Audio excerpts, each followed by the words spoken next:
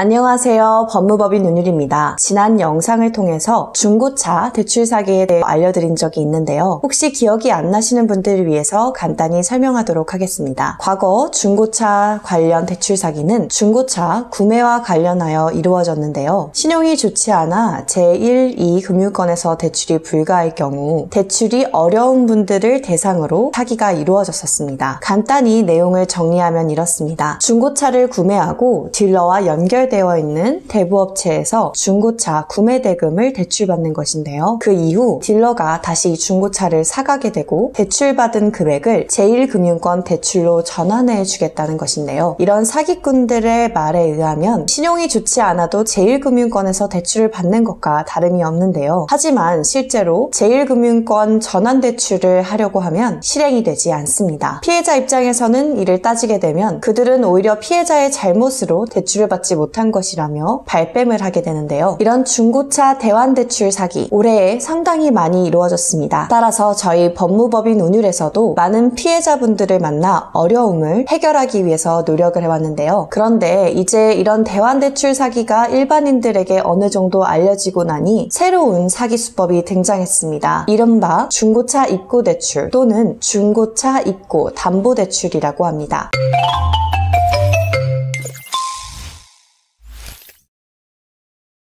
지금 녹색차에 중고 입고대출이라는 검색을 해보시면 중고차를 담보로 대출을 해준다는 대부업체들의 광고를 쉽게 볼 수 있습니다. 중고차 입고대출 또는 중고차 담보대출은 쉽게 말해 가지고 있는 중고차를 대부업체에게 맡기고 그것을 담보로 돈을 빌리는 것인데요. 이 방법 역시 신용이 좋지 않아 정상적으로 금융권에서 대출 실행이 어려운 분들을 대상으로 하고 있습니다. 그런데 자동차의 근저당을 설정하면 될 것이지 차를 실제로 입고한다는 게 무슨 뜻인지 모르시는 분들이 있으실 텐데요. 먼저 근저당을 설정한다는 것은 자동차 등록 원부상에 저당권을 기재하고 자동차가 어떤 채권에 대한 담보로서 잡혀 있다는 것을 표시하는 것인데요. 입고대출은 이런 근저당을 설정하는 것이 아니라 자동차 실물을 대부업체에서 보관하겠다는 것에 큰 차이가 있습니다. 입고대출과 관련하여 신종사기로 의심되는 가장 큰 정황 중에 하나는 광고에서 입고대출되는 중고차는 깨끗하게 보관될 것이라는 것인데요. 실제로는 단순히 보관만 하고 있는 것이 아니라 대부업체가 운행을 한다는 것입니다. 그러니까 마치 담보로서 가지고 있을 것만 같았지만 실제로 대출을 실행할 때는 단순히 보관이 아니라 운행이 된다는 것인데요. 대부업체가 해당 중고차를 운영하면서 어떤 이득을 얻는지는 피해자가 알 방법이 없습니다. 때문에 해당 차량을 누군가에게 대포차로 이용하게 한다거나 렌트 비용을 받고 운행하게 하는 듯 불법 행위에 이용되는지에 대하여 전혀 알 방법이 없다는 것인데요. 문제는 더 나아가 자동차를 돌려받기 위해서 대출금을 상환하려고 하면 이 대출금뿐만 아니라 보관하는 데에 따른 비용도 청구되게 되는데요. 이 비용이 단순 보관 비용이 아니라 운행 관리하면서 들어간 유지 보수 비용 그리고 수리비까지 청구하는 것인데요. 갑자기 이렇게 멀쩡한 자동차에 대한 수리비를 달라고 하니 피해자 입장에서는 당황할 뿐입니다. 이를 따지고 묻게 된다면 상대방은 차량을 운행하던 중 주요 부분에 고장이 발생해서 엔진 등을 수리하는데 수천만 원의 비용이 발생했다고 하는데요. 그러면서 수리 견적서 등 모든 것들이 다 있으니 해당 비용을 주지 않으면 차를 돌려줄 수 없다고 합니다. 피해자의 입장에서는 상대방의 말을 믿고 이 수천만 원을 지불하는 것도 억울하고 그렇다고 차를 계속 받고 있지 않자니 차를 영영 돌려받지 못할까봐 고민할 수밖에 없는 상황이 됩니다. 오늘은 이렇게 중고차 관련 신종사기, 입고대출 사기에 대해서 알아보았는데요. 혹시 오늘 소개해드린 내용으로 대출을 받으셨거나 피해를 입고 계신 분이 계시다면 신속하게 법률 전문가와의 상담을 받으시는 것을 추천드립니다. 오늘 영상도 유익하셨다면 좋아요와 구독 부탁드립니다. 그럼 다음 시간에는 더 유익한 정보로 돌아오겠습니다.